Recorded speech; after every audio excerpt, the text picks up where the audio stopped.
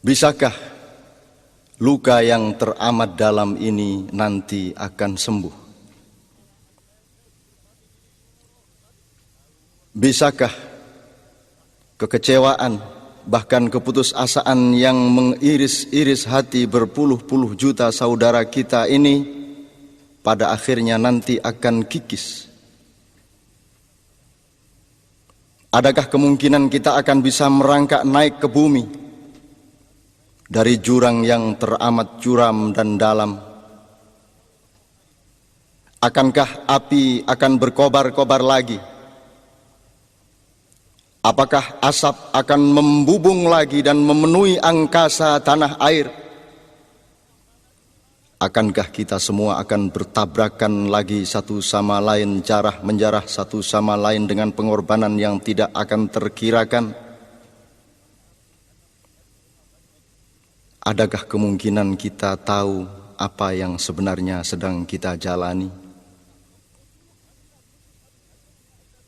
Bersediakah kita sebenarnya untuk tahu persis apa yang sesungguhnya kita cari?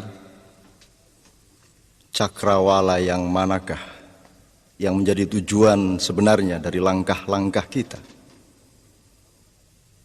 Pernahkah kita bertanya bagaimana cara melangkah yang benar? Pernahkah kita mencoba menyesali hal-hal yang barangkali memang perlu disesali dari perilaku-perilaku kita yang kemarin? Bisakah kita menumbuhkan kerendah hatian di balik kebanggaan-kebanggaan?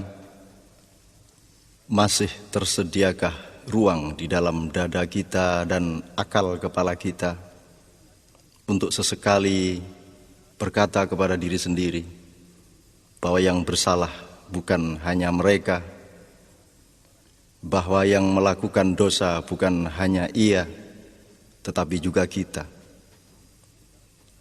Masih tersediakah peluang di dalam kerendahan hati kita untuk mencari apapun saja yang kira-kira kita perlukan, meskipun barangkali menyakitkan diri kita sendiri, mencari hal-hal yang kita benar-benar butuhkan agar supaya sakit kita ini benar-benar sembuh total. Sekurang-kurangnya dengan perasaan santai kepada diri sendiri untuk menyadari dengan sportif bahwa yang mesti disembuhkan itu nomor satu bukan yang di luar diri kita, tetapi di dalam diri kita. Yang kita perlu utama lakukan adalah penyembuhan diri, yang kita yakini bahwa harus betul-betul disembuhkan justru adalah segala sesuatu yang berlaku di dalam hati dan akal pikiran kita. Saya ingin mengajak engkau semua memasuki dunia ilir-ilir.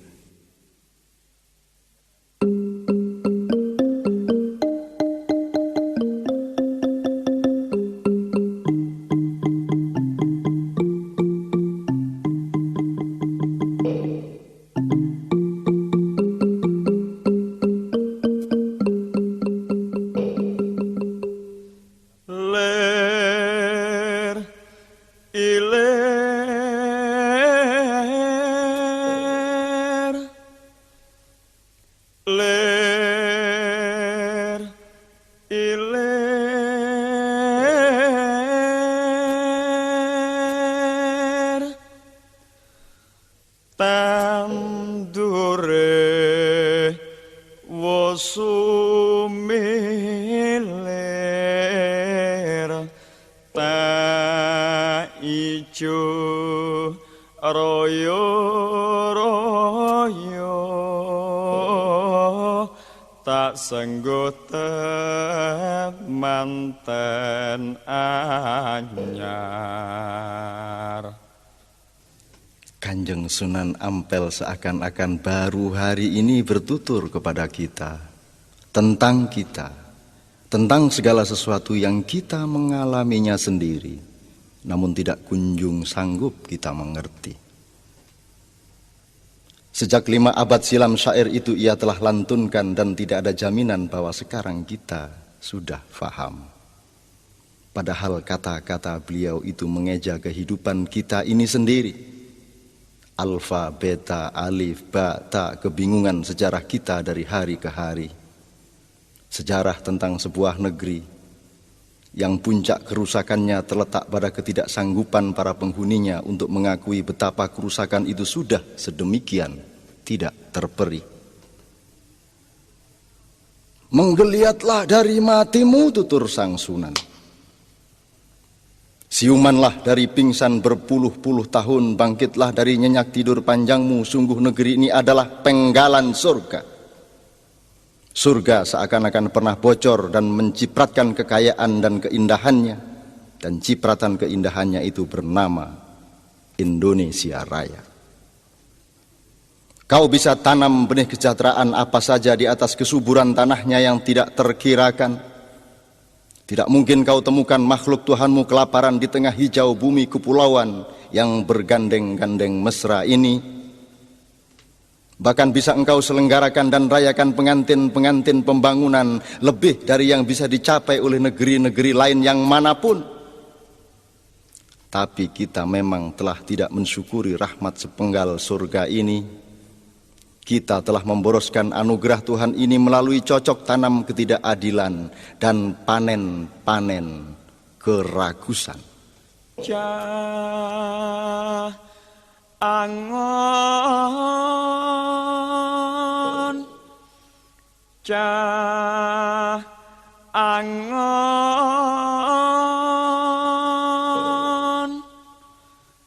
penekno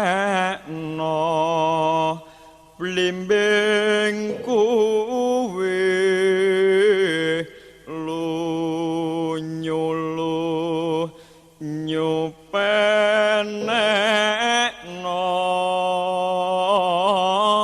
kanggo mbasuh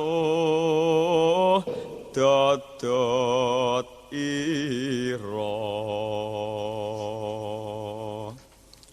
Kanjeng Sunan tidak memilih figur misalnya Pak Jenderal, Pak Jenderal, juga bukan intelektual-intelektual, ulama-ulama, seniman-seniman, sastrawan-sastrawan atau apapun, tetapi Cah Angon, Cah Angon. Beliau juga menuturkan penekno blimbing kuwi, bukan penekno pelem kuwi, bukan penekno sawo kuwi, bukan penekno buah yang lain, tapi blimbing bergigir 5. Terserah apa tafsirmu mengenai 5. Yang jelas harus ada yang memanjat pohon yang licin itu, lunyu-lunyu penekno, agar blimbing bisa kita capai bersama-sama. Dan yang harus memanjat adalah bocah angon, anak gembala. Tentu saja ia boleh seorang dokter, boleh seorang seniman, boleh seorang kiai, boleh seorang jenderal atau siapapun. Namun ia harus memiliki daya angon, daya menggembalakan, kesanggupan untuk ngemong semua pihak, karakter untuk merangkul dan memesrai siapa saja sesama saudara sebangsa. Determinasi yang menciptakan garis resultan kedamaian bersama, pemancar kasih sayang yang dibutuhkan dan diterima oleh semua warna, semua golongan, semua kecenderungan. Bocah Angon adalah seorang pemimpin nasional, bukan tokoh golongan atau pemuka suatu gerombolan. Selicin apapun pohon-pohon tinggi reformasi ini, sang bocah Angon harus memanjatnya. Harus dipanjat sampai selamat memperoleh buahnya, bukan ditebang, dirobohkan atau diperebutkan. Dan air saripati blimbing 5 gigir itu diperlukan oleh bangsa ini untuk mencuci pakaian nasionalnya. Pakaian adalah akhlak, pakaian adalah sesuatu yang menjadikan manusia, bukan binatang. Kalau engkau tidak percaya, berdirilah engkau di depan pasar dan copotlah pakaianmu, maka engkau kehilangan segala macam harkatmu sebagai manusia. Pakaianlah yang membuat manusia bernama manusia. Pakaian adalah pegangan nilai, landasan moral, dan sistem nilai. Sistem nilai itulah yang harus kita cuci dengan pedoman 5. Dodot tira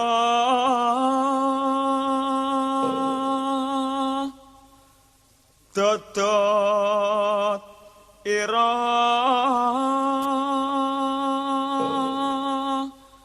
kometerbe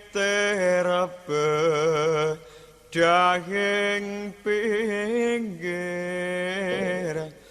tondo mono jlumetana kanggo sebo mengko sore mumpung padang rembulane mumpung jembar kalangane ya surao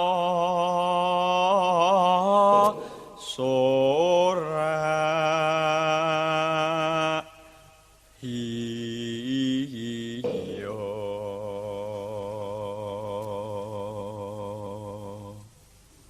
Satu tembang tidak selesai ditafsirkan dengan 1000 jilid buku. Satu lantunan syair tidak selesai ditafsirkan dengan waktu 1000 bulan dan 1000 orang melakukannya. Aku ingin mengajakmu untuk berkeliling, untuk memandang warna-warni yang bermacam-macam dengan membiarkan mereka dengan warnanya masing-masing. Agar kita mengerti dengan hati dan ketulusan kita apa muatan kalbu mereka mengenai ilir-ilir, mengenai ijo royo-royo, mengenai temanten anyar, mengenai bocah angon dan blimbing, mengenai mbasuh dododiro, mengenai kumitir bedahing pinggir, yang akan kita bicarakan tentu saja kapan saja bersama-sama. Tapi aku ingin mengajakmu untuk mendengarkan siapa saja di antara saudara-saudara kita tanpa perlu kita larang-larang untuk menjadi ini atau untuk menjadi itu. Asalkan kita bersepakat bahwa bersama-sama mereka semua kita akan menyumbangkan yang terbaik bagi semuanya. Bukan hanya bagi ini atau itu, bukan hanya bagi yang di sini atau yang di sana.